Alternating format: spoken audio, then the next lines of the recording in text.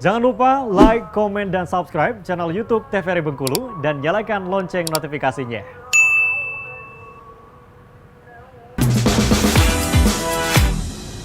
Assalamualaikum warahmatullahi wabarakatuh. Selamat siang pemirsa Opini. Apa kabar Anda di hari ini? Aduh, senang sekali di hari ini ya bersama saya Iqbal Fatwa kembali hadir untuk di hari ini obrolan pas di sini tentunya hanya di TVRI Bengkulu. Mudah-mudahan semuanya di hari ini dalam keadaan sehat-sehat tanpa ada yang kurang semuanya ya. Mudah-mudahan kalau ada yang kurang segera ditambahkan. Mulai dari itu rezeki, kesehatan juga, kebahagiaan juga biar semuanya orang-orang yang ada di Bengkulu ini bahkan juga di seluruh Indonesia selalu bahagia terus ya.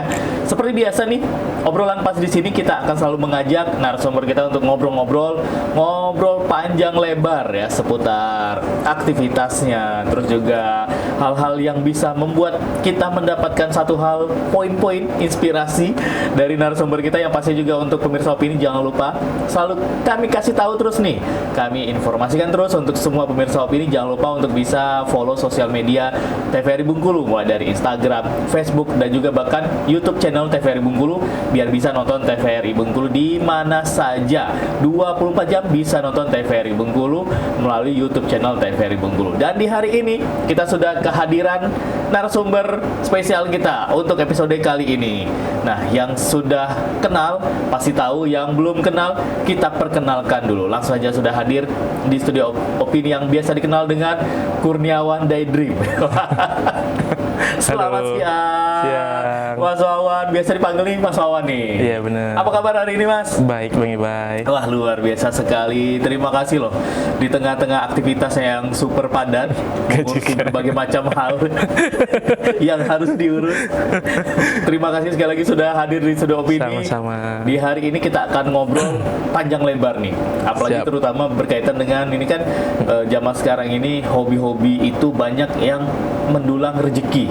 Iya benar. Nah itu dari dunia foto, video, bahkan orang-orang yang biasa membuat foto-foto atau juga konten kreator sekarang kan sangat menjanjikan sekali di era sekarang dengan tema kita dari hobi menjadi rezeki. Nah kalau Mas Wawan ini orang-orang di Bengkulu saya rasa sudah banyak yang tahu nih.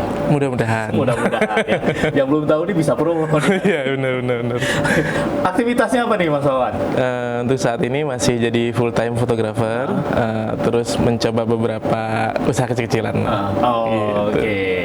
Fotografernya terkenal dengan Daydream. Iya, Daydream Nah, ini Postcard. kalau kita berbicara dulu mengenai full time-nya dulu. Iya. Kan selain itu banyak yang partai-partai. Iya. Ada juga yang dipartai-kan Benar. untuk mengurusi orang-orang banyak. Nah, nanti kita juga ngobrol nih.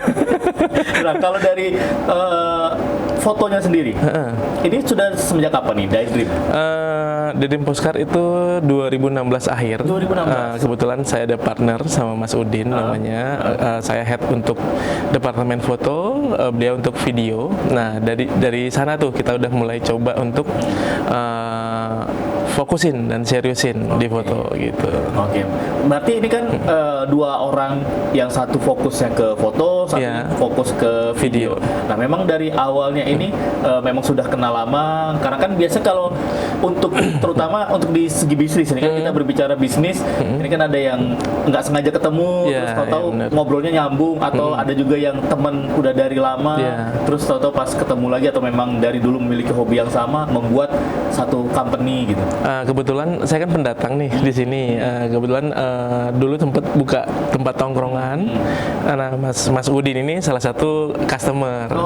Dan ketertarikan dia di video waktu itu hanya hobi aja sih. Tapi kayaknya ini patut dicoba. Kebetulan kita coba buat proyek-proyekan kecil-kecilan.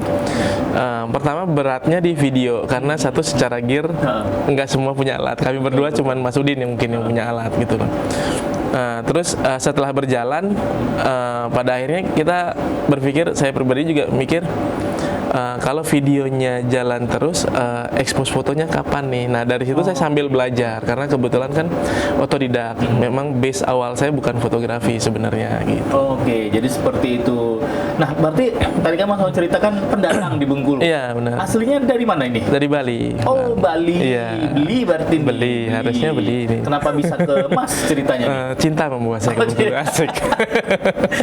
Berarti pendatang 2016 2013. 2013 itu awal mulai ke Bengkulu itu. Benar. Sebenarnya foto itu menyelamatkan saya sih. Menyelamatkan saya dari kondisi bahwa saya base-nya karyawan, terus base IT, terus pindah ke Bengkulu itu kayak kehilangan arah. Satu, tidak ada koneksi, tidak ada finansial yang oke. Bener-bener kayak nyemplung di kota asing gitu. Nah, 3 tahun mencoba untuk buka ini itu killing time lah.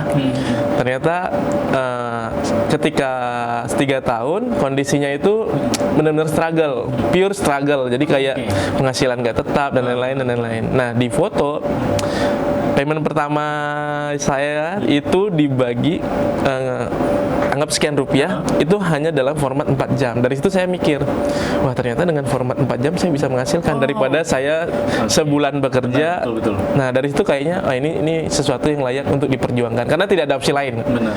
Itu last option, kalau nggak saya cabut. Karena sudah di posisi struggle macam sudah dicoba gitu.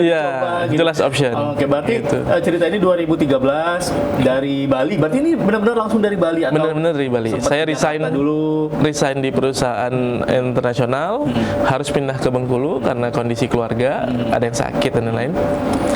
Pindah, terus mencari apa yang mungkin dengan keahlian saya ternyata nggak ada di sini gitu. Saya biasanya networking untuk jaringan dan lain-lain. Nah di sini yang adanya tidak sekompleks itu ternyata. Jadi kayak ya kita kayak nggak bisa mengoptimalisasi diri jadinya gitu. Di tahun itu ya. Di tahun itu. Iya. Jadi mungkin dari daerah yang memang sudah Bali kita tahu daerah yang sudah lebih maju, jadi networking di sana terus juga company di sana sudah mungkin sudah berskala internasional. Iya benar. Begitu mencoba modal nekat berarti dong ini ke Bengkulu. Modal terpaksa. Dan nggak tahu medannya, jadi bener-bener kayak nyemplung di kota yang antah berantah jadinya beneran gitu perasaan pertama gitu. Oke, berarti pertama kali itu dari segi mau buat apa belum tahu. Terus juga dari mental juga belum tahu karena kita base-nya karyawan kan. Untuk switch ke bisnis itu ternyata sangat susah. Mentalin diri karena sudah kebiasaan seorang karyawan. Jadi begitu memang berdiri sendiri mau melakukan apa nih. Benar Oke. gitu. Nah, bisnis pertama kali setelah lepas resign dari karyawan terus juga menetap di Bengkulu 2013 pada saat itu, apa yang ada di pikiran seorang Kurniawan? Setelah ngelihat otomatis sudah berkeliling di kota Bengkulu minimal. Keliling malah enggak ya. Karena satu enggak punya kendaraan. Bener-bener nggak ada kendaraan, terus nggak tahu relasinya mau kemana, dan kita gimana ya lepas dari pekerjaan itu kan kayak orang kebingungan.